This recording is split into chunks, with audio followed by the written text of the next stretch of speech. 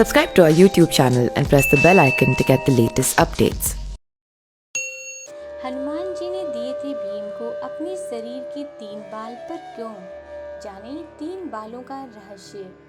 पांडवों ने महाभारत के युद्ध में कौरवों पर विजय प्राप्त कर ली थी तथा हस्तिनापुर का राजा पांडवों में ज्येष्ठ युधिष्ठिर को बनाया गया था। सभी प्रजा राजा युधिष्ठिर के राज में खुश थी तथा उन्हें किसी भी चीज की कमी नहीं थी। एक दिन देव ऋषि नारद मुनि महाराज युधिष्ठिर के सामने प्रकट हुए तथा उन्होंने युधिष्ठिर को यह बात कही कि स्वर्ग लोक में आपके पिता बहुत दुखी हैं। जब युधिष्ठिर ने देव ऋषि से इसका कारण पूछा तो वह बोले, पांडु आपने जीते जी राजसूय यज्ञ कराना चाहते थे जो वे ना कर सके। इसी बात को लेकर वे दुखी रहते हैं। महाराज युधिष्ठिर, आपको आपके पिता की आत्मा की शांति के लिए यह यज्ञ करवाना चाहिए। तब नारद ऋषि के परामर्श पर तथा अपने पिता के आत्मा की शांति के लिए युधिष्ठिर ने राजसूय यज्ञ करवाया तथा इसकी भव्यता के लिए उन्होंने भगवान शिव के परम भक्त ऋषि पुरुष मृगा को आमंत्रित करने का फैसला लिया। ऋषि पुरुष मृगा जैसे ही उसका नाम था, वे अपने नाम के समान ही जन्म से आदि पुरुष शरीर के थे तथा नीचे से उनका पैर मृग का था। युधिष्ठिर ने उन्हें यज्ञ में निमंत्रण देने के लिए भीम को उनके पास भेजा। भ्राता युधिष्ठिर के आदेशानुसार भीम ऋषि मृगा को ढूंढते वन में निकल पड़े। वन में ही मध्य मार्ग पर उन्हें हनुमान जी दिखाई दिए तथा हनुमान जी ने भीम का घमंड चूर किया। दोनों ही पवन पुत्र थे तथा इस लिहाज से दोनों एक दूसरे के भाई थे। जब भीम हनुमान से भेंट करने के पश्चात अपने मुख्य कार्य के लिए आगे बढ़ने वाले, हनुमान जी उन्हें रोककर अपने शरीर के 3 बाल पकड़ाए तथा कहा कि भीम, इन 3 बालों को तुम अपने पास रखो, संकट के समय ये तुम्हारे काम आएंगे। कुछ ही दूरी पर ही चलकर भगवान शिव को पुरुष मृग मिल गए जो महादेव शिव की स्तुति कर रहे थे।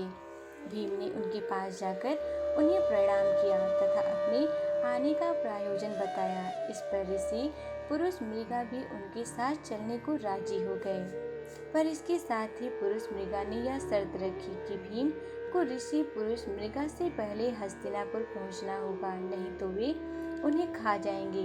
भीम ने ऋषि पुरुष मृगा की यह शर्त स्वीकार कर ली तथा अपनी पूरी शक्ति के साथ वे हस्तिनापुर की ओर भागे। काफी दौड़ने के बाद भागते भागते भीम ने जब पीछे की ओर यह जानने के लिए देखा कि ऋषि पुरुष मृगा कितने पीछे रह गए, तो उन्होंने पाया कि ऋषि बस उन्हें पकड़ने ही वाले हैं। यह देख वे चौंक गए और शीघ्रता से भागने लगे। तभी उन्हें हनुमान जी के दिए उन 3 बालों की याद आई। भीम ने उनमें से एक बाल दौड़ते दौड़ते जमीन में फेंक दिया। वह बाल जमीन में गिरते ही लाखों शिवलिंग में परिवर्तित हो गए। ऋषि मृगा भगवान शिव के परम भक्त थे अतः वह रास्ते में गिरे प्रत्येक शिवलिंग को प्रणाम करते हुए आगे बढ़ने लगे और भीम भी आगे आगे भागते रहे।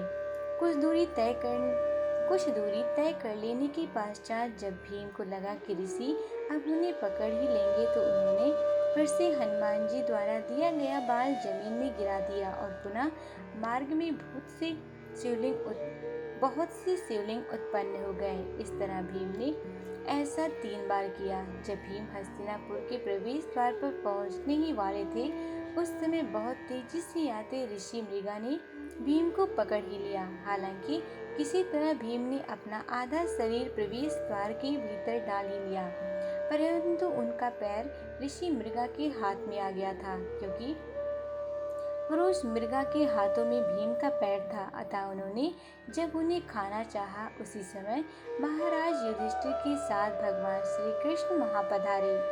ऋषि मृगा और भीम दोनों के मध्य हो रहे बहस को महाराज युधिष्ठिर ने किसी तरह शांत किया। जब पुरुष मृगा ने युधिष्ठिर को न्याय करने को कहा, तब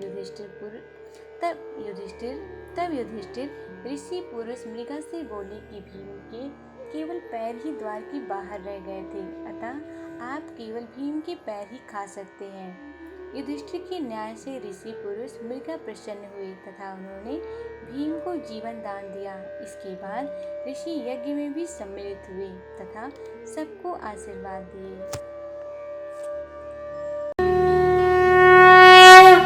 Subscribe to our YouTube channel and press the bell icon to get the latest updates.